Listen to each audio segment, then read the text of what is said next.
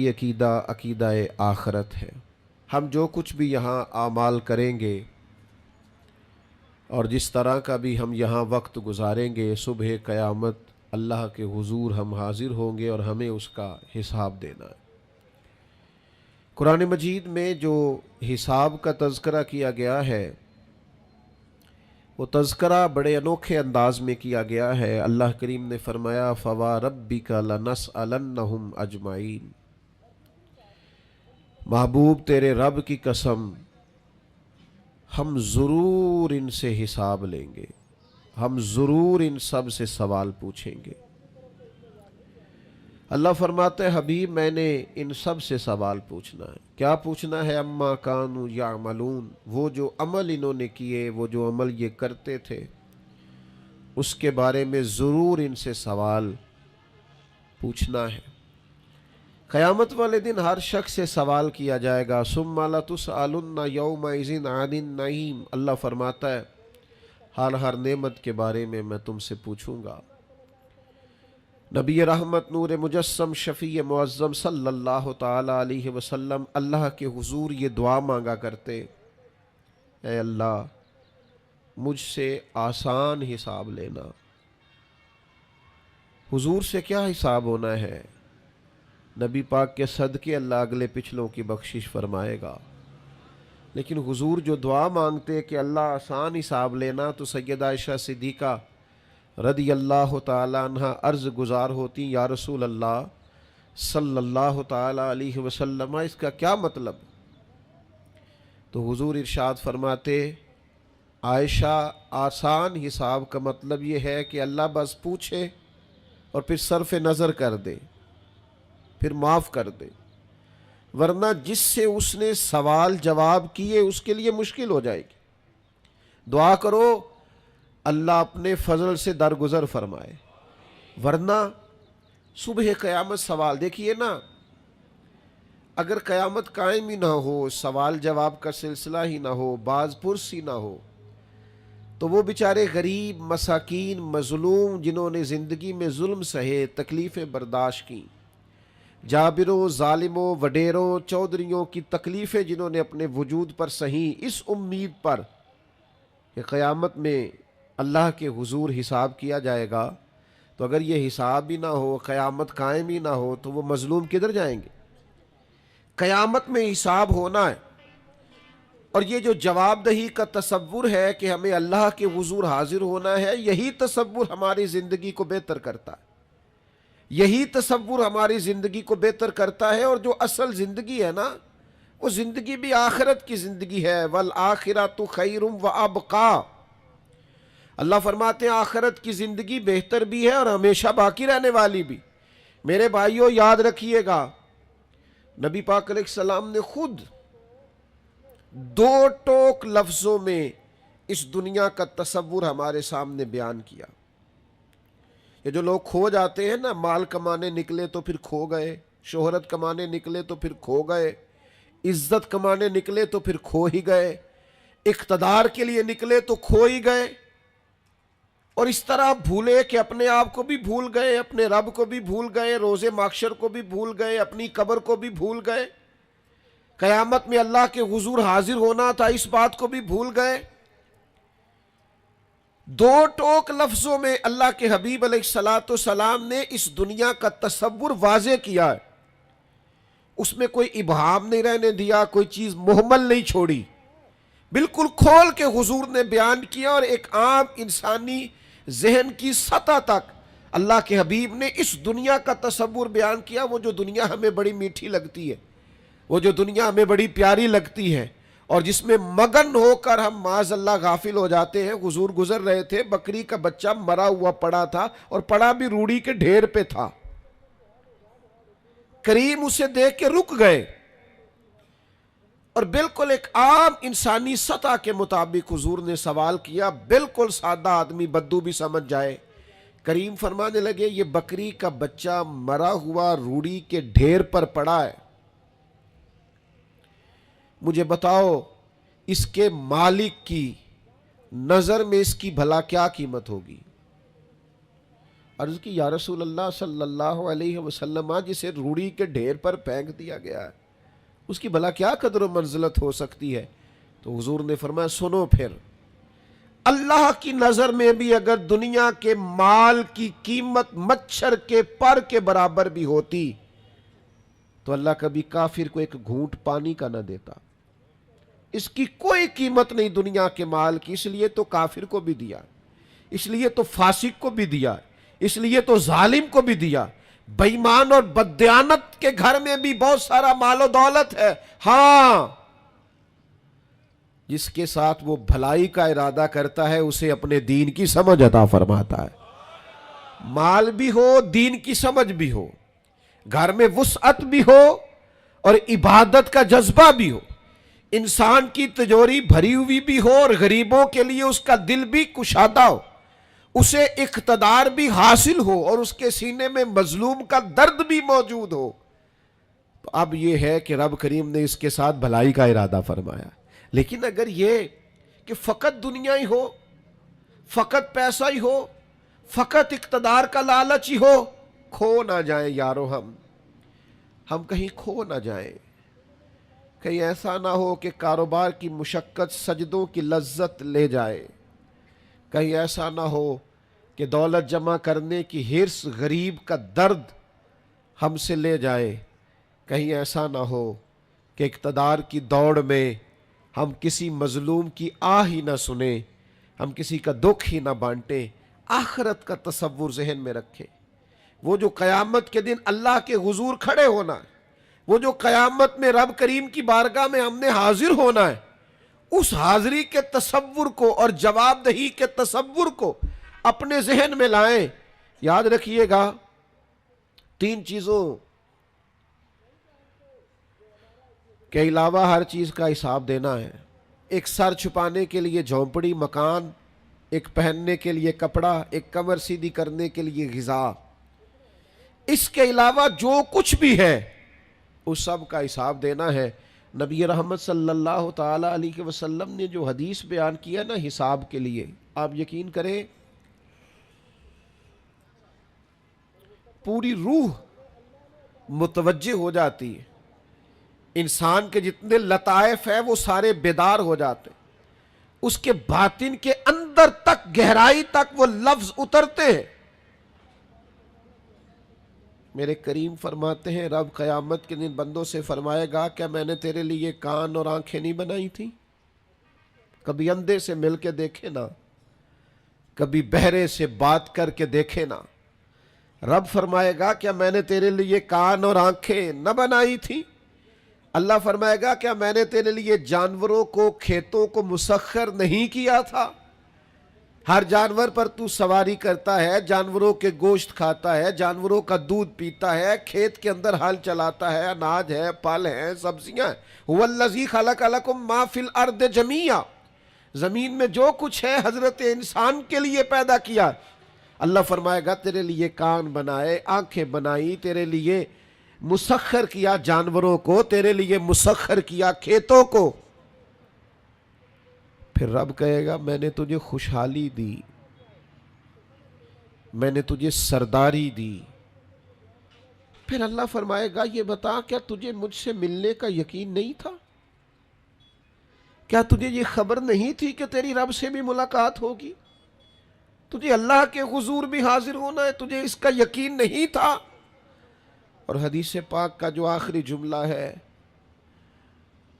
وہ ہر دل پر دستک دیتا ہے۔ حضور فرماتے ہیں رب فرمائے گا میں بھی آج تجھے اسی طرح ہی فراموش کر دوں گا جس طرح تو نے مجھے بھلا دیا تھا۔ جا، تو نے اگر مجھے بھلا دیا تھا آج میں نے بھی تجھے فراموش کیا۔ دعا کرو ہمارے ساتھ یہ سلوک نہ ہو۔ ہم تو مالک کے کرم کی امید پر ہی قبر میں جائیں گے، اس کی رحمت کی امید پر ہی میدان محشر میں کھڑے ہوں گے۔ باقی پتہ سارا ہے سردار نو کیتیاں دا، ایدہ پردہ پایا ہی تیرا پلا ہو سی۔ خبر تو ساری ہے، پتہ تو سارا ہے، علم تو سارا ہے، سب سے زیادہ ہم جانتے ہیں کہاں کہاں نافرمانی ہوئی۔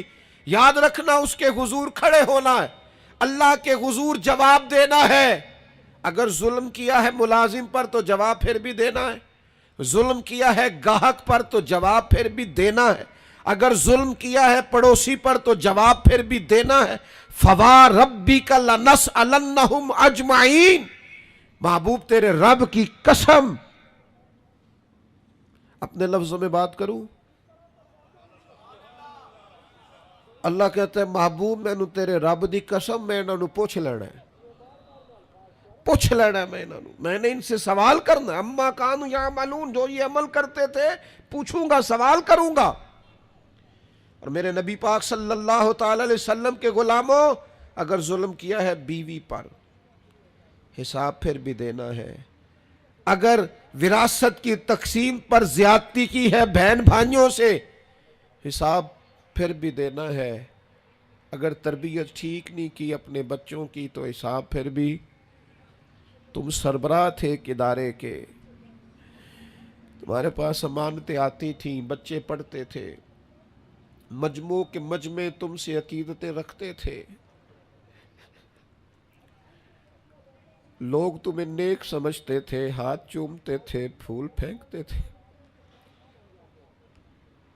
تم نے بڑی عزتیں سمیٹی، تم نے خوشحالیاں اور سرداریاں سمیٹی۔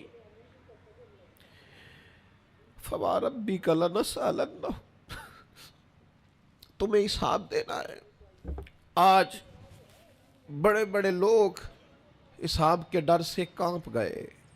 بغداد کے شیخ عبد القادر جیلانی حرم مکہ میں سر سجدے میں رکھ کے کہنے لگے مہربانی کرنا مجھ سے حساب نہ لینا۔ خواجہ حسن بصری کہتے ہیں میں حرم میں تھا، اپنے حجرے میں تھا، کسی کے چیخنے کی آواز آئی، یا اللہ معاف کر دے، یا اللہ معاف کر دے، حساب والے دن میرے اوپر نرمی کرنا۔ فرماتے میں نے کہا کوئی گناہگار آہوزاری کر رہا ہے، میں جا کے تسلی دیتا ہوں، اور جب میں نے جا کے چہرہ دیکھا فرماتے کلیجہ پھٹ گیا، وجود کانپ گیا، اور میں اس دعا کرنے والے کے قدموں سے لگ گیا۔ لوگوں تمہیں پتہ ہے وہ کون تھا جو دہائی دے رہا تھا کہ مالک حساب نہ لینا؟ وہ حسین کا کربلا میں تنہا بچ جانے والے صاحبزادہ امام زین العابدین تھے، وہ شیر خدا کا پوتا، فاطمہ کا جگر پارا، تعلیم امت کے لیے حرم مکہ میں اللہ کے حضور آہوزاریاں کرتا ہے۔ مالک وَلِمَنْ خَافَ مَقَامَ رَبِّهِ جنتان، اللہ کہتا ہے جو میرے سامنے کھڑے ہونے سے ڈرے گا میں 2 جنتیں دوں گا۔ امام زین العابدین حرم مکہ میں کہتے ہیں مالک حساب نہ لینا، مہربانی کرنا، پردے رکھنا۔ زین العابدین آپ کا تو پلو پکڑ کے ساری امت جنت میں جائے گی، آپ کے تو قدموں سے لگ لگ کے ہمارے باپ ہمارے دادا جنت میں جائیں گے، آپ کی دادی سیدہ پاک کے آنچل میں چھپ کے تو ہماری بیٹیاں پناہ مانگیں گی، ہماری مائیں ان کے قدموں سے لگیں گی، تو جنت کے راستے کھلیں گے۔ امت کو تعلیم دیتے ہیں ڈرو نہ، اپنی زندگی سنوارو نہ، اپنے شب و روز پر توجہ کرو، بدل نہ جائے یار، اب کچھ اپنی آخرت کا تصور نہ بنائے، کچھ اپنے رب سے معافی نہ مانگے، قیامت میں حساب دینا۔ وہ کہتا ہے تمہیں سامنے، اور نبی پاک علیہ السلام کی احادیث، آثار اور ساری چیزیں سامنے رکھ کے علماء نے ایک نتیجہ نکالا ہے، فرمایا قیامت کے دن سب سے پہلا حساب علماء کا ہوگا، جنہوں نے عزتیں زیادہ سمیٹی ہیں نا۔ یہاں ایک دفعہ ایک ایم پی اے صاحب آئے ٹائم لینے کے لیے، میں نے معذرت کر لی، میں نے کہا میرے پاس وقت نہیں ہے، تو مجھے کہنے لگے لوگ تو ہمارے پیچھے بھی بڑے ہیں۔ میں نے کہا آپ کو لوگ ووٹ دیتے ہیں، ہم پر لوگ جان دیتے ہیں۔ اتنی اگر سعادتیں سمیٹی ہیں تو پھر سنو نا، جنہوں نے یہ دعوے کیے ہیں کہ ہم دیندار ہیں، فرمایا پہلا حساب علماء کا ہوگا، دوسرا حساب مجاہدین کا ہوگا، تیسرا مالداروں کا ہوگا، اور فرمایا یہاں تک کہ اللہ تو صبح قیامت انبیاء کرام علیہم السلام سے بھی تبلیغ کے بارے میں سوال کرے گا، ہر ایک سے سوال ہونا ہے. ہم اپنی اپنی تیاری کریں قیامت کے روز کے لیے، آخرت کے دن کے لیے. یا ایھا الذین آمنوا اتقوا اللہ ولتنظر نفس ما قدمت لغد. اے ایمان والو، اللہ سے ڈرو اور ہر نفس یہ سوچے کہ میں نے آخرت کے لیے آگے کیا بھیجا ہے. آؤ آج اپنے اپنے اعمال کا جائزہ لیں. ہمارے لیے آج شام کھانے میں کیا ہے یہ سب کو پتا ہے. اس ماہ میرے گھر میں کیا آمدن ہے، کیا خرچ ہے، یہ سب کو پتا ہے. لیکن رب کہتا ہے وَلْتَنْظُرْ نَفْسٌ مَا قَدَّمَتْ لِغَدٍ. یہ بھی دیکھ تو نے اپنی قبر کے لیے آگے کیا بھیجا ہے، آخرت کے لیے آگے کیا بھیجا ہے. یہ دیکھ قیامت والے دن کے لیے تیرے پاس سرمایہ کیا ہے. وہاں جب اللہ کے حضور حاضر ہونا ہے تیرے پاس پیش کرنے کو کیا ہے. جناب صدیق کے پاس پیش کرنے کو وفا ہے، امت کی خدمت گزاری ہے جناب عمر کے پاس، جناب عثمان غنی کے پاس سخاوت ہے. مولا علی نے ہر میدان میں تلوار چلا کے اسلام کا جھنڈا بلند کیا ہے. حسین ابن علی نے سر دے کر اللہ کے حضور نظر پیش کی ہے. میں بھی سوچوں نا یار، آپ بھی سوچے نا، نعمتوں کی بہتات کتنی ہے. ہماری بھری ہوئی تجوریاں، ہمارے آنگن میں کھیلتی ہماری اولادیں، ہمارے ارد گرد ہمارے دوستوں کی لائنیں، ہمارے دسترخوان پر بچھی ہوئی نعمتیں، ہمارا تندرست وجود، ہماری بولتی زبان، ہماری دیکھتی آنکھیں، ہمارے سنتے کان، ہماری سانس لیتی روح. اس سارے وجود سے ہم نے کیا اکٹھا کر کے اپنی آخرت کے لیے بھیجا ہے. صبح قیامت کے لیے ہم نے سامان کیا کیا ہے. اللہ کے حضور جب ہمیں جواب دینا ہے تو ہمارے دامن میں کیا ہے، کیا پیش کرنا ہے. آج اپنے دل سے، اپنی روح سے یہ سوال ہمیں ضرور کرنا ہے، اور ایک بار نہیں 100 بار کرنا ہے، اور بار بار کرنا ہے. نبی پاک صلی اللہ تعالی علیہ وسلم نے ارشاد فرمایا ہے، حضور فرماتے 5 سوال پوچھے گا رب قیامت کے دن، اور جب تک تم ان سوالوں کے جواب نہیں دو گے تمہیں ہلنے نہیں دیا جائے گا. ایک یہ پوچھا جائے گا عمر کہاں گزری، سارا وقت ضائع ہو گیا موبائل پہ، سارا ٹائم ضائع ہو گیا خوش گپیوں میں، شغل میلہ، آنا جانا، عمر ساری قیمتی وقت ضائع کر دیا. اور پھر ایک سوال، اسی سوال سے متعلقہ دوسرا ہوگا جوانی کہاں گزاری، وہ ساری کھیل کود میں گزر گئی، لہو و لعب میں گزر گئی، گیموں میں گزر گئی. یہ سوال ہوگا. اور تیسرا سوال رب پوچھے گا بتاؤ نا مال کہاں سے کمایا، ذرائع آمدن بتاؤ. دنیا میں تو تم نے دھول جھونک لی جہاں دھونکنی تھی، یہاں بتاؤ کہاں سے کمایا، اور کما کر بھی تم مالک نہیں ہوئے. چوتھا سوال یہ پوچھا جائے گا بتاؤ مال خرچ کہاں کیا. اور میرے نبی پاک فرماتے ہیں 5واں سوال یہ ہوگا یہ بتاؤ اپنے علم پر عمل کتنا کیا. لیکچر دینا آسان ہے، تقریر کرنا آسان ہے، واعظ کرنا آسان ہے، سمجھانا آسان ہے، فیس بک پر اچھی نصیحت لکھ دینا آسان ہے، روز صبح واٹس ایپ پہ سب کو بہترین نصیحتیں بھیجنا آسان ہے. لیکن قیامت کے سوالوں میں سے ایک معتبر سوال ہے، بخاری میں موجود ہے. 5 سوالوں میں سے آخری سوال یہ ہے کہ جو تم جانتے تھے، جس کا تمہیں علم تھا، جو تم نے سیکھا تھا، جو تم نے پڑھا تھا، اس پر تمہارا عمل کتنا تھا. کس کو نہیں پتا نماز فرض ہے، کس کو نہیں پتا والدین کی خدمت کرنا ضروری ہے، حلال حرام کی تمیز سے کون آگاہ نہیں ہے، کون نہیں جانتا کہ میرا رویہ تلخ ہے، لوگوں کو تکلیف دیتا ہے، کون نہیں سمجھتا کہ میری فلاں فلاں چیز کی وجہ سے فلاں فلاں لوگ تڑپتے ہیں، سسکتے ہیں، روتے ہیں.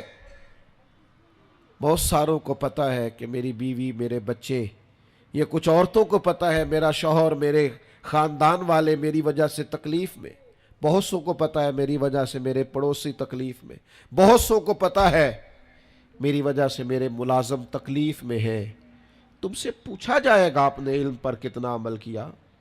وہ جو تم جانتے تھے، جتنا تمہیں شعور تھا. آج پوری امت مسلمہ میں کیا ہو رہا ہے؟ تقریریں، واعظ و نصیحت، فقط واعظ و نصیحت. اقبال کہتے ہیں مسجد تو بنا دی شب بھر میں ایمان کی حرارت والوں نے. اور یہ دیکھنا کیا کہتے ہیں من اپنا پرانا پاپی تھا، برسوں میں نمازی بن نہ سکا. اور اقبال بڑا اپدیشک ہے، من باتوں میں موہ لیتا ہے. بڑی سونی باتیں کرنی آتی ہے ہمیں.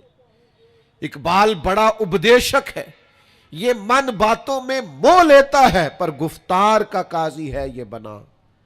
کردار کا غازی بن نہ سکا. گفتار کا قاضی غازی بننا آسان ہے لیکن اپنے عمل میں نکھار لانا. ہاں،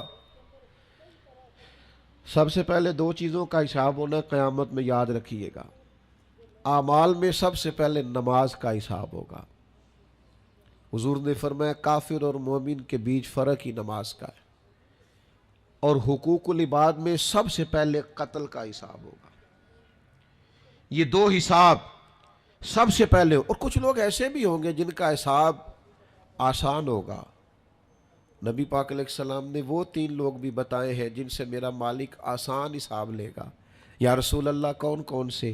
حضور نے فرمایا جس سے لوگ توڑتے تھے پر وہ جوڑتا تھا، رب آسان حساب لے گا. اور کریم فرماتے ہیں یہ آپ نے بھولنے نہیں، یہ لب لباب ہے ساری گفتگو کا، یاد رکھ. فرمایا جو تجھے محروم کرے اسے عطا کر، جو تجھ سے توڑے تو اس سے جوڑ، اور جو تجھ سے زیادتی کرے تو اسے معاف کر دے. اللہ قیامت میں تجھ سے آسان حساب لے گا. اللہ تیرے لیے قیامت میں آسانی پیدا کر دے گا. میرے بھائیوں، ایک اور بندہ بھی ہے جس سے قیامت میں بڑا آسان حساب ہوگا. کریم محبوب علیہ السلام نے فرمایا جس کے سینے میں حسد نہیں نہ ہوتا، جس کے دل میں بغض نہیں ہوتا، جس کے دل میں کینہ نہیں ہوتا. سانو تخت ہزارے دی لوڑ کیے، وہ اسی کسے دے کچھ بھی نہیں لگ دے نہ کوئی ساڈا دردی. وہ جو سینہ بالکل جن کا سینہ بے کینہ ہوتا ہے نا، کشادہ دل، سب کے لیے پیار، سب کے لیے محبت، سب کے لیے وارفتگی، ہر ایک سارے سمجھتے ہیں مجھ سے ہی پیار زیادہ ہے. سینہ کشادہ ہے، دل بڑا ہے. فرمایا جن کے سینے کشادہ ہوں گے، بغض سے، عداوت سے، حسد سے، کینے سے پاک ہوں گے، اللہ قیامت میں آسان حساب لے گا. اچھا، میرا وجدان کہتا ہے کہ میرے نبی پاک کے پاک لفظوں کا معنی یہ ہے قیامت میں رب ان سے فرمائے گا جاؤ میں نے تمہیں معاف کیا. جن کے سینے صاف ہوں گے، دل صاف ہوں گے، پاک ہوئے تے پاک ہی مل ڈائی، بنا پاکوں پاک نہیں ملدا. سارے وجود نو دھون دے نالوں اکو دھولا ٹکڑا دل دا. دل ہو صاف، دل ہو کشادہ. 14 طبق دلے دے اندر اساں تمبو وانگو تانے ہوں. یہ تمبو دیکھ رہے ہو نا، چھاؤں دے رہا ہے نا، جل رہا ہے نا. درویش کہتے ہیں 14 طبق میرے دلے دے اندر تے میں تمبو وانگو تانے ہوں. دل دریا سمندروں ڈونگے تے کون دلان دیاں جانے ہوں. اساں کیتی ہے جان حوالے رب دے، ایسا عشق کمایا مرن تو پہلو ہی مر گیا باہو، تا مطلب نو پایا ہے. چھوڑ دیے جائیں سارے کینے. جب قیامت میں اللہ کے حضور حاضری کا ڈر ہو نا، تو پھر نہ بندہ بددیانت نہیں ہوتا، بے ایمان نہیں ہوتا. لاکھوں کروڑوں اربوں بھی آئیں تو کبھی بھی اس کی رال نہیں ٹپکتی، کبھی بھی اس کا دل للچاتا نہیں. اور اگر لوگ بددیانت ہو جائیں تو چوری ککھ دیوی تے چوری لاکھ دیوی، پھر لوگ 1 روپیہ بھی نہیں چھوڑتے. پھر ذرا سی بات پہ بددیانت ہوتے ہیں. صحیح بخاری مسلم میں حدیث ہے، نبی پاک علیہ السلام فرماتے ایک شخص نے زمین بیچی، دوسرے نے خرید لی. جب وہ خریدنے والے نے اسے کھودا تو اندر سے خزانہ نکل آیا. مجھے بتاؤ خزانہ نکلے تو لوگ چھپاتے نہیں پھرتے، لوگ تہ کے اندر نہیں لے کے جاتے. وہ خزانہ نکل آیا. اس نے کیا کیا؟ وہ لے کے اس شخص کے پاس چلا گیا جس سے اس نے زمین خریدی تھی. کہنے لگا یار تیری زمین سے خزانہ نکل آیا، میں نے زمین خریدی تھی، خزانہ تو نہیں نہ خریدا تھا. یہ ذرا دیانت کا عروج دیکھو، تقوی کا نور دیکھو. یہ دیکھو باطن کیسے تھے لوگوں کے.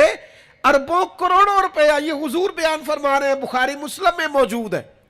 کریم فرماتے ہیں اس شخص نے جا کے کہا بھئی میں نے زمین خریدی تھی، خزانہ نہیں خریدا تھا، لہذا یہ تیرا ہے.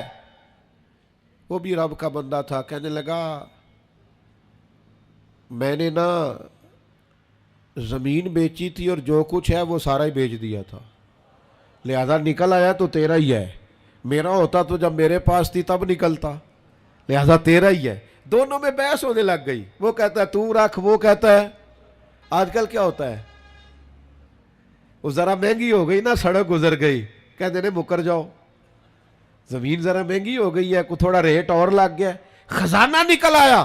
حضور فرماتے ہیں وہ دونوں ایک دانا کے پاس گئے اور جا کے کہا یار یہ مسئلہ بن گیا ہمارے لیے، خزانہ نکل آیا زمین سے، تو اب میں اسے کہتا ہوں تو لے واپس، چونکہ تیری زمین سے نکلا ہے، تو یہ کہتا ہے میں نے زمین بیچی تو خزانہ بھی بیچ دیا۔ وہ دانا کہنے لگا تمہاری کوئی اولاد بھی ہے؟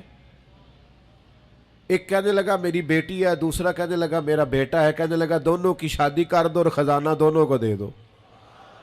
اور میرے بھائی جب حضرت شیخ ابو الحسن ایک درویش تھے مصر میں، ہر روز دعا مانگتے تھے یا اللہ تاجر کی ان 2 بیویوں پہ رحم فرما، یا اللہ اس تاجر کی 2 بیویوں پہ رحم فرما۔ لوگوں نے کہا حضور یہ کیا معاملہ ہوا؟ فرمانے لگے یہاں مصر میں ایک تاجر رہتا تھا، اسے اکثر و بیشتر تجارت کی غرض سے ملک شام جانا پڑتا، تو اس نے سوچا وہاں نکاح نہ کر لوں، اس نے وہاں نکاح کر لیا، مالدار تھا، وہاں ایک بیوی رکھ لی، مکان رکھ لیا۔ اب یہ جو بیوی مصر میں تھی نا، اسے تھوڑا شک گزرا، بیوی بڑی گہری جاسوس ہوتی ہے، اسے سمجھ آ گئی کہ بدلے بدلے سے میرے محبوب نظر آتے ہیں، اسے سمجھ آ گئی کہ دھلے دھلے کپڑے آتے ہیں، وہ کیفیت ہی نہیں پہلے جو رنگ ہوتا تھا۔ ایک شخص کو پیسے دیے، کہا ذرا اس کی جاسوسی تو کر۔ شیخ فرماتے ہیں وہ ملک شام پہنچا، اس کے پیچھے پیچھے وہاں جا کے اس نے واپس آ کے خبر دی کہ تیرے شوہر نے تو نکاح کیا ہوا، لیکن اتفاق کی بات یہ کہ اس دفعہ جب یہ سفر سے آیا تو شدید بیمار تھا، بیوی حوصلے والی تھی، صبر والی تھی، اس نے سوچا کہ ذرا صحت اس کی ٹھیک ہوتی ہے تو پھر میں اس سے بات کروں گی کہ تم نے مجھے بتایا ہی نہیں اور نکاح کر لیا ہے، لیکن اس کی طبیعت ٹھیک نہ ہوئی، وہ زیادہ بیمار ہوا حتیٰ کہ انتقال کر گیا، اولاد کوئی نہیں تھی۔ اس بیوی نے عدت گزاری اور پھر جتنی جائیداد تھی اس کا وہ حصہ جو دوسری بیوی کا بنتا تھا وہ سارا اونٹوں پہ رکھا اور مصر سے لے کر شام پہنچی اپنے بھائیوں اور عزیزوں کے ساتھ، اور اسے جا کے کہنے لگی زمانہ تو نہیں جانتا پر میں تو جانتی ہوں نا، اللہ کو جواب دینا ہے، اس کی تو بھی بیوی ہے، جتنی میں حقدار ہوں تو بھی حقدار ہے، لہذا یہ حصہ تیرا رکھ لے۔ وہ کہنے لگی میری بہن اللہ تجھے جزا دے، جس رب کو تو نے قیامت میں حساب دینا میں نے بھی اسے ہی دینا ہے۔ میرا شوہر یقیناً میرا شوہر تھا، میرا اس سے نکاح ہوا تھا، پر اس دفعہ جب وہ آیا تو شدید بیمار تھا، کہنے لگا شاید میں بچ نہ سکوں۔ وہ ایک مکان مجھے دے گیا، کچھ مجھے میرا حصہ دے گیا اور مجھے طلاق دے گیا، کہنے لگا کہ تو جہاں چاہے نکاح کر لینا، میری صحت مجھے لگتا ہے کہ اب وقت جانے کا آ گیا۔ کہنے لگی بہن چونکہ مجھے طلاق ہو گئی تھی اب میں اس میں سے حصے دار، شیخ فرماتے ہیں گواہ دونوں کے پاس کوئی نہیں تھا پر دونوں اللہ کو جواب دینا چاہتی تھی، اس تقوی کا مظاہرہ کیا۔ فرماتے ہیں میرا دل کرتا ہے جب بھی نماز پڑھتا ہوں تاجر کی دونوں بیویوں کے لیے دعا کرتا ہوں، فَوَرَبِّكَ لَنَسْأَلَنَّهُمْ أَجْمَعِينَ، محبوب تیرے رب کی قسم قیامت میں میں ان سے حساب لوں گا۔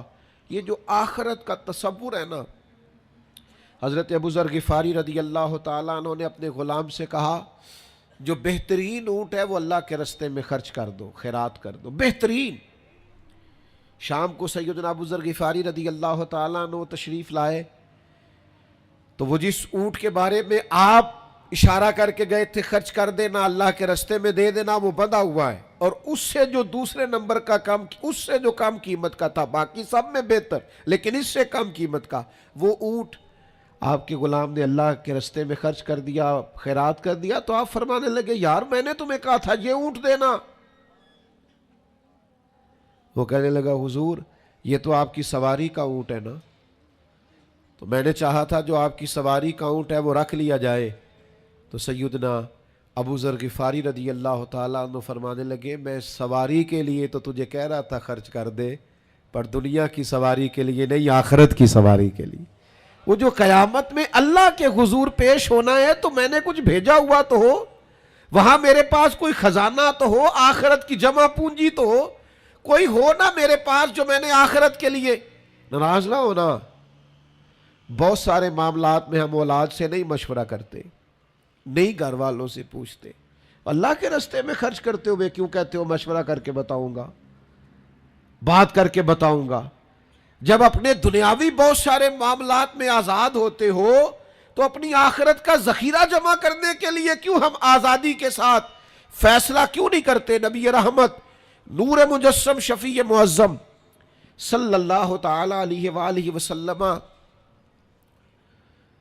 گھر میں تشریف لائے، حضور نے پوچھا کیا ہے کھانے کے لیے؟ عرض کی حضور ایک بکری ذبح کی تھی، ساری بانٹ دی ہے، ایک دستی بچی ہے، ایک ٹانگ کی دستی کا کچھ حصہ بچا ہے۔ تو حضور نے فرمایا نہیں، جو تم نے بانٹ دیا ہے وہ سارا ہی بچ گیا ہے۔ کیوں؟ وہ آخرت کے لیے جمع ہو گیا ہے، وہ سارا بچ گیا۔ یہ جو تم نے کہا ہے نا یہ بچی ہے، یہ نہیں بچی، بچا تو وہ سارا ہے جو راہ خدا میں بانٹ دیا گیا۔ میرے عزیزو، اتنا بڑا مجمع ہے، ہزاروں کی تعداد میں آپ لوگ تشریف لائے ہیں، میں عاجز آدمی، آپ سب سے زیادہ گناہگار، صرف ایک پیغام دینا چاہتا ہوں، اللہ کے سامنے ہم نے کھڑے ہونا ہے، اپنی آخرت کی تیاری کریں۔ میں بھی آج نئے سرے سے اپنی زندگی پر غور کروں گا، آپ بھی نئے سرے سے اپنی زندگی پر غور کریں۔ میں بھی آج اللہ کے حضور صدق کے دل سے معافی مانگوں، ہم سب اللہ کے حضور حاضر ہیں، جمعہ پڑھنے آئے ہیں، معافی مانگے، سارے اپنے رب کی بارگاہ میں عرض گزار ہوں کہ ہمارا مالک ہمارے اوپر فضل کرے اور ہمیں ایسی توفیق دے کہ ہم اپنی آخرت کے لیے کوئی ذخیرہ کر سکیں۔ آخرت کی فکر بڑی اہم چیز ہے۔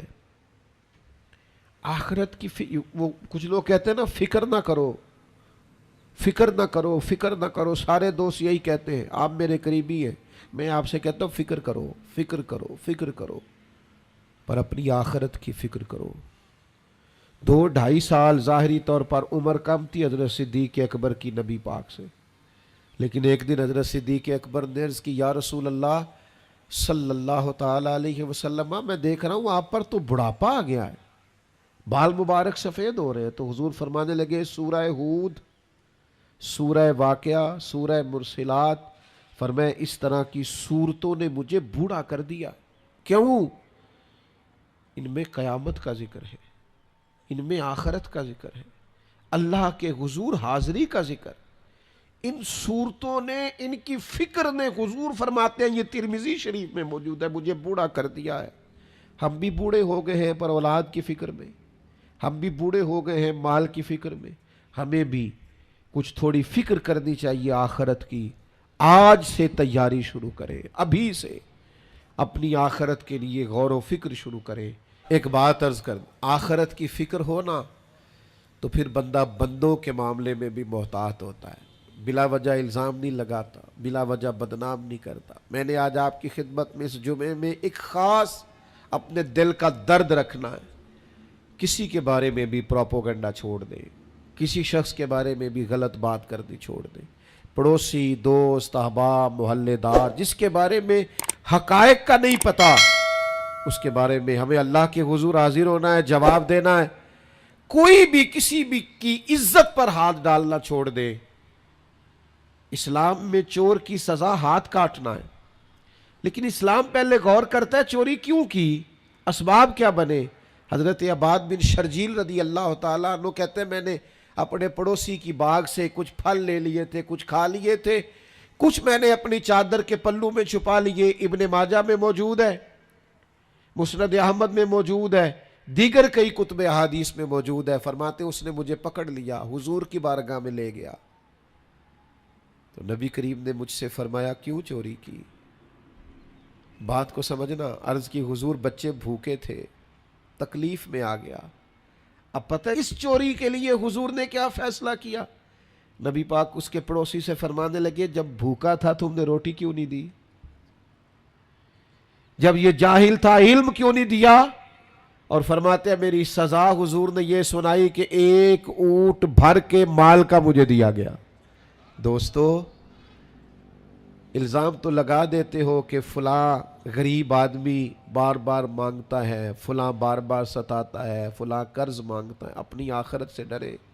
دیکھیں تو صحیح لوگ مجبور کیوں ہیں، تنگ دست کیوں ہیں، پریشان کیوں ہیں؟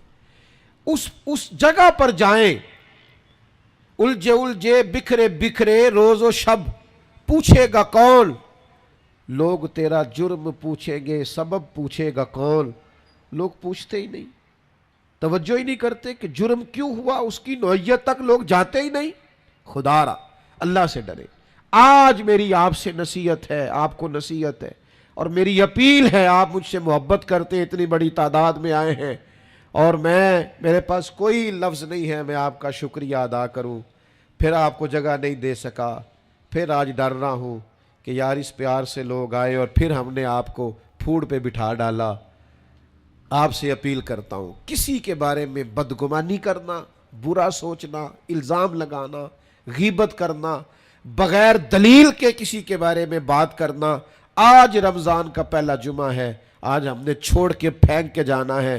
ہم سینے کشادہ کریں گے، اللہ کے بندوں کے بارے میں دل صاف رکھیں گے، انشاءاللہ تعالی اچھے گمان کریں گے، اچھی سوچیں پیدا کریں گے، صبح قیامت اللہ کے حضور حاضری کا تصور پیدا کریں گے، اپنے دلوں میں نفرتوں کو نکال کے محبتوں کو جگہ دیں گے، پیار بانٹیں گے، خلوص ہوگا، محبت ہوگی۔